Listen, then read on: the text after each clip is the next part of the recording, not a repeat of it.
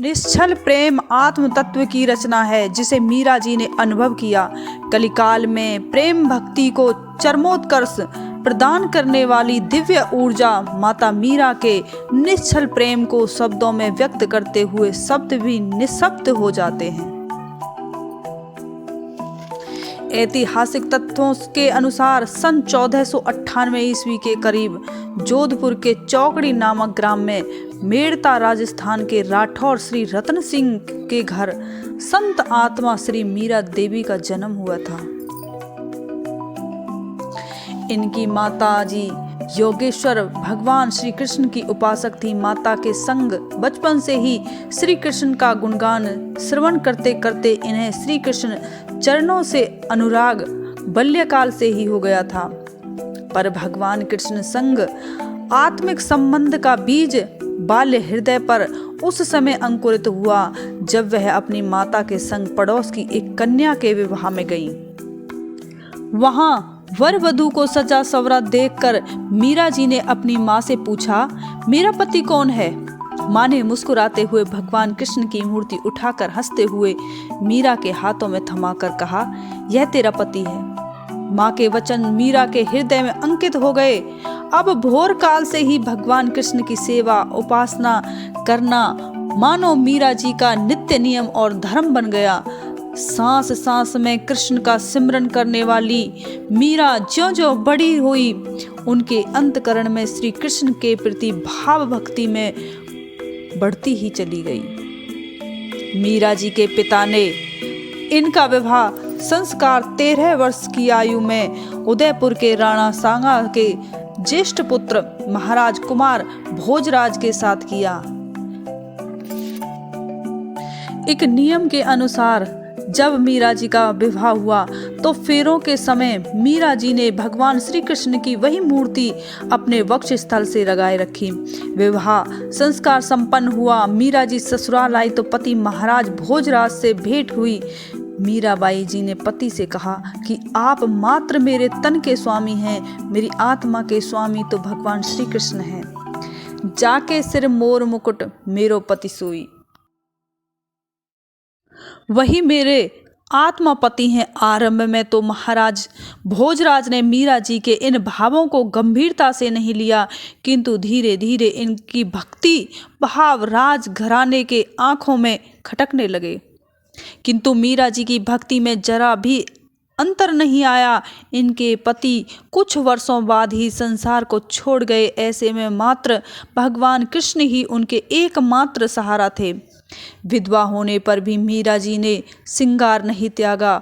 वह तो अपने आत्मापति श्री कृष्ण के लिए श्रृंगार करती मीरा जी ठाकुर द्वारे में जाकर भगवान श्री कृष्ण के सम्मुख लोक लाज और मिथ्या अडंबरों से दूर हो पैरों में घुंघरू बांधकर करताल बजा बजा कर नृत्य करती हुई निज भावों को गाती थी।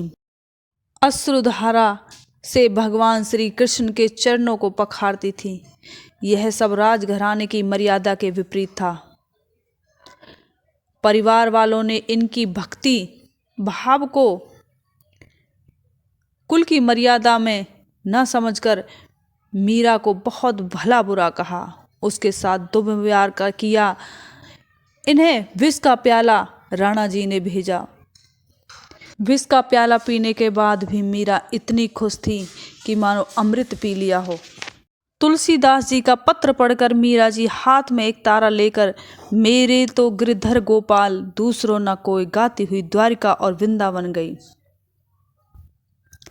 उनके गीतों के संकलन के रूप में मीराबाई की पदावली आत्म अभिव्यक्ति से ओतप्रोत अत्यधिक प्रसिद्ध ग्रंथ है।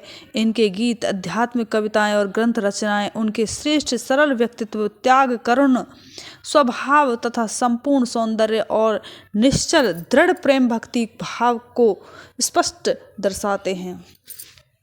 श्री कृष्ण की भक्ति में मीरा जी को संसार से पूर्ण वैराग्य हो गया। नारी होने के कारण प्रेम भक्ति पथ पर आगे बढ़ते हुए सामाजिक विरोध भी उनके लिए एक बड़ी चुनौती थी।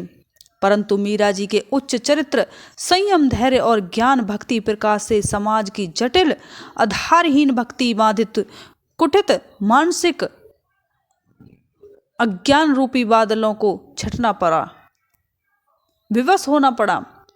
विरक्त भाव से सुसज्जित होकर वह जहाँ भी गईं, वहीं श्री कृष्ण प्रेम की वर्षा होने लगी। मीरा रचित एक एक पद उनकी श्री कृष्ण प्रीति का संदेह है। प्रेममयी योगिनी मीराबाई के स्नेह पूर्वक पावन गायन, उनके सिमरन, उनके चिंतन आज भी भक्तों के अंदर प्रेम जगाते हैं। माना जाता है कि अपने अंतिम समय में मीराबाई द्वारकापुरी पहुंची, जहां वह अपने सांस सांस में श्री कृष्ण को भजती, कृष्ण को ही सिमरती और कृष्ण का ही गुणगान करती। संत मंथन ब्रह्म मुहूर्त में बहुत तेज आंधी तूफान के चलते हुए मीरा जी की कुटिया में जगते हुए दिए से आग लग गई। कृष्ण प्रेम और ध्यान में मग्न श्री मीरा जी को उस दिन के बाद किसी ने नहीं देखा। कहा जाता है कि मीरा जी स्व शरीर श्री कृष्ण के विग्रह में समा गई। इस प्रकार मीराबाई आत्म ज्योति और परम ज्योति के मिलन का उदाहरण बन गई। साधारण सी दिखने वाली कन्या असाधारण निश्चल भक्ति का उदाहरण बनकर संसार में अमिट छाप छोड़ गई। उनके श्रेष्ठ व्यक्तित्व ने स्पष्ट कर दिया कि जीव अपने ही कर्म जीव की गति मुक्ति सुनिश्चित करते हैं। मीरा जी ने अपने जीवन जीने की शैली से यह समझाया है कि आत्मा और देह भिन्न है और भिन्न होते हुए भी एक है। मीरा जी ने भक्ति का मार्ग विवशता में नहीं अपनाया था, क्योंकि उनके ग्रंथों में यह शिक्षा है कि विवशता पूर्वक भक्ति मार्ग को अपनाने में आकर इस मार्ग से अवश्य भटकता है, किंतु ईश्वर अनुरागी जीव जब निज समर्पण कर आत्मचेतना जागृत हेतु प्रभु का शरणागत होता है तो वह सदैव प्रभु चरणों का अनुरागी बना रहता है और भक्ति मार्ग पर निर्भय होकर चलता है। मीरा जी ने अपने व्यक्तित्व से स्पष्ट किया है कि भक्त का भगवान संग सुंदर निर्मल निश्चल संबंध ही भक्ति भाव को दृढ़ता देता है। वास्तव में प्रेम भक्ति मुक्ति की युति है। भक्ति मार्ग संसारिकता प्राप्ति का मार्ग नहीं है। संसार में रहते हुए सांसारिक पदार्थों से विमुख होकर आत्मकल्याण का प्रकाश में पथ है, जिसे सतजन दीपक की भांति अपने ज्ञान से आलोकित करते हैं। मीराबाई के इतनी प्रेममयी भक्ति को देखकर हम उन्हें नमन करते हैं। जय हो मीराबाई की।